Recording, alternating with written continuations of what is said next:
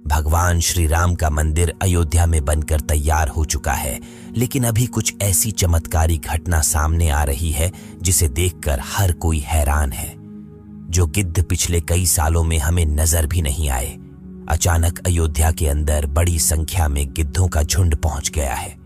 कई लोग इन्हें साक्षात जटायु कह रहे हैं, जो भगवान श्री राम के मंदिर की प्राण प्रतिष्ठा में शामिल होने के लिए आए हैं।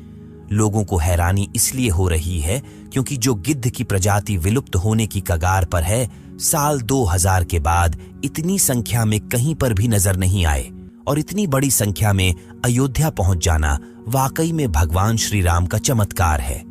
और यह जब खबर मीडिया के अंदर पहुंची तो सब जगह भगवान श्री राम के चमत्कार की चर्चा होने लगी।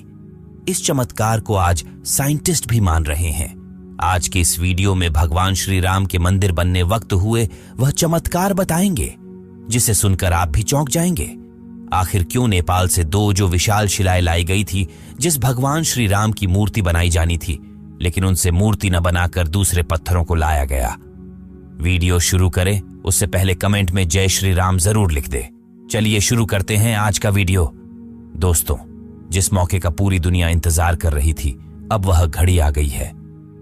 अयोध्या में प्रभु श्री राम मंदिर बनकर तैयार हो चुका है। 22 जनवरी को राम लल्ला की प्राण प्रतिष्ठा की जाएगी, लेकिन उससे पहले ही चमत्कार के ऊपर चमत्कार देखने को मिल रहे हैं। सबसे पहला चमत्कार तब हो गया जब लोगों को अचानक जटायु के वंशज गिद्ध आसमान में उड़ते दिखाई दिए। यहां तक कि भगवान श्री राम के भक्त इन्हें राम मंदिर की प्राण प्रतिष्ठा में आए मेहमान मान रहे हैं, क्योंकि पिछले कुछ सालों में यह प्रजाति विलुप्त सी हो गई थी। लेकिन राम मंदिर की प्राण प्रतिष्ठा नजदीक आते ही अयोध्या के आसपास बड़ी संख्या में गिद्ध आ पहुंचे हैं। लोग इस करिश्मा को देखकर पूजा भी कर रहे हैं, क्योंकि गिद्ध ऐसा प्राणी है जो भारत से विलुप्त हो चुका है। ऐसे में प्रभु श्री राम की प्राण प्रतिष्ठा से पहले ही वह कैसे दिखे, इसे लोग भगवान का चमत्कार मानकर पूजा कर रहे हैं। अब दोस्तों, यह इतनी बड़ी बात कोई सहयोग तो नहीं हो सकती है। दोस्तों, कुछ बुद्धिजीवी लोग रामायण के होने पर ही सवाल उठाते हैं। उन लोगों का मानना है कि रामायण असल में एक कहानी थी, मगर दोस्तों, आज भी रामायण से जुड़े हुए कई सारे ऐसे सबूत मौजूद है जो हर किसी को मानने के लिए मजबूर कर रहे हैं। भगवान राम ने जो पुल बनाया था लंका जाने के लिए, वह आज भी मौजूद है। उसे वैज्ञानिकों ने भी माना है। वैज्ञानिकों ने उसे देखकर कह दिया कि यह कोई प्राकृतिक नहीं है, बल्कि यह इंसानों द्वारा बनाया गया पुल है। और जिस जगह पर वह पुल बनाया गया था, वह आज भी उसी जगह पर मौजूद है। उस समय भगवान श्री राम ने अपने चमत्कार से पत्थर को पानी के अंदर तैरा दिया था, और उन तैरते हुए पत्थरों पर कदम रख के वानर सेना लंका में गई थी। दूसरा सबसे बड़ा सबूत रावण खुद की लंका है। रावण की लंका आज भी मौजूद है।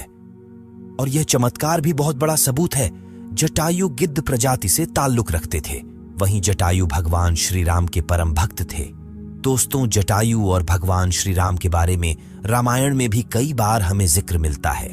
त्रेता युग में जब भगवान श्री राम को अपने पिता द्वारा वनवास का आदेश मिला था, तब पंचवटी में भगवान श्री राम की पक्षीराज जटायु से मुलाकात हुई थी। पक्षीराज जटायु माता सीता को अपनी पुत्री के समान मानते थे।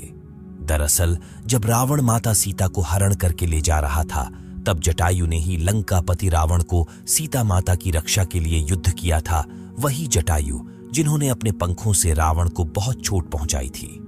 रावण के शरीर को जटायु ने लहूलुहान कर दिया था। इस संघर्ष में जटायु ने अपने प्राणों की आहुति दी थी। छत्तीसगढ़ के दंडकारण्य में गिद्धराज जटायु का मंदिर है। ये वह स्थान है जब सीता का अपहरण कर रावण पुष्पक विमान से लंका जा रहा था, तो सबसे पहले जटायु ने ही रावण को रोका था। राम की राह में जटायु पहले शहीद थे। राम कथा में प्रसंग आता है जब जटायु के भाई संपाति ने कहा कि मेरे पंख कमजोर हैं, मगर आंख दूर की चीजें देख सकती है, इसीलिए मैं सीता जी को अशोक वाटिका में बैठी देख रहा हूं। इसलिए लोग इन्हें साक्षात जटायु के वंशज मान रहे हैं।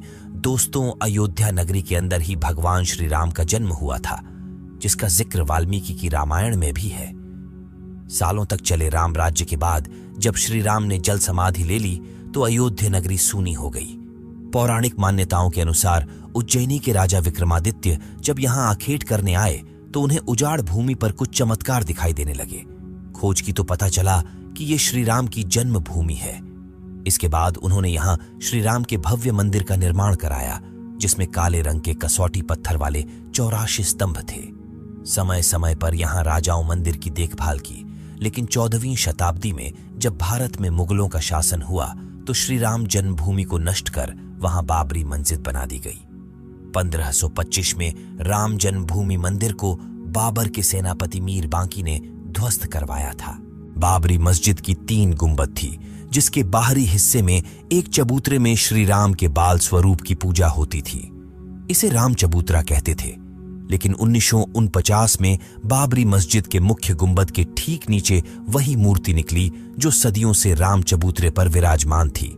बाबरी मस्जिद और राम जन्मभूमि मंदिर पर सालों चले विवाद के बाद आखिरकार श्री राम की अपनी जन्मस्थली पर प्राण प्रतिष्ठा हो रही है।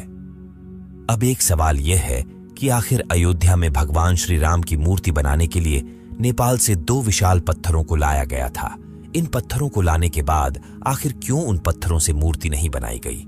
ऐसी क्या वजह थी कि नेपाल के उन 2 पत्थरों की जगह दूसरे पत्थरों का इस्तेमाल किया गया? दरअसल राम मंदिर के निर्माण का काम पूरा होने के बाद फरवरी में नेपाल के कालीगंड की तट से 2 शिलाएं अयोध्या लाई गई थीं। इन 2 शिलाओं का वजन 14 टन और 27 टन था। शुरुआत में इन शिलाओं से राम मूर्ति बनाए जाने की बात सामने आई, लेकिन बाद में पता चला कि इन शिलाओं को राम मूर्ति बनाने के लिए उचित नहीं पाया गया। भारतीय मीडिया में छपी कुछ खबरों के मुताबिक इन पत्थरों से मूर्ति नहीं बनाए जाने की एक वजह राम मंदिर से जुड़े संतों की ओर से जताई गई आपत्ति थी। खबरों के मुताबिक कुछ संतों का मानना था कि इन पत्थरों को मूर्ति निर्माण में इस्तेमाल नहीं कर सकते, क्योंकि कालिंदी की चट्टानों को तोड़ा नहीं जाना चाहिए, क्योंकि वे शालिग्राम के बराबर हैं। हालांकि अयोध्या पहुंचे नेपाली प्रतिनिधियों के मुताबिक इन शिलाओं की तकनीकी जांच के बाद मूर्तिकारों ने कहा कि ऐसी शिला से मूर्ति तराशना संभव नहीं है। इसके बाद दूसरे पत्थरों से मूर्तियां बनाई गईं। नेपाली प्रतिनिधियों के मुताबिक 27 टन वजनी शिला पर मूर्ति तराशने की कोशिश की गई थी, क्योंकि 14 टन वजनी शिला को शालिग्राम माना गया। लेकिन 27 टन वाली शिला भी उपयुक्त न पाए जाने के बाद दोनों शिलाओं को राम मंदिर निर्माण स्थल के पास रखा गया है। भारतीय मीडिया के मुताबिक राम मंदिर के गर्भगृह में रखने के लिए देश की अलग अलग जगहों से लाए गए पत्थरों से 3 मूर्तियां बनाई गई हैं। इनमें से सबसे अच्छी मूर्ति का चयन कर उसे गर्भगृह में स्थापित किया जाएगा। दोस्तों, अयोध्या में दुनिया का सबसे बड़ा विशाल मंदिर बन रहा है। लोग बेसब्री से इंतजार कर रहे हैं। राम मंदिर के लिए कुल 67 एकड़ जमीन है, जिसे 2 एकड़ में मंदिर बन रहा है। पहले मंदिर के मुख्य शिखर की ऊंचाई 128 फीट थी, अब यह 161 फीट होगी। 3 की जगह 5 गुंबद और एक मुख्य शिखर होगा। वैसे तो साल 2020 में ही काम शुरू कर दिया गया था। प्रधानमंत्री नरेंद्र मोदी ने 5 अगस्त 2020 को अयोध्या में राम मंदिर की आधारशिला रखी थी। साल 1992 में बाबरी मस्जिद को ढा दिया गया था, जिसके बाद हिंदू पक्ष और मुस्लिम पक्ष के बीच इलाहाबाद हाई कोर्ट से लेकर सुप्रीम कोर्ट तक लंबी कानूनी लड़ाई चली।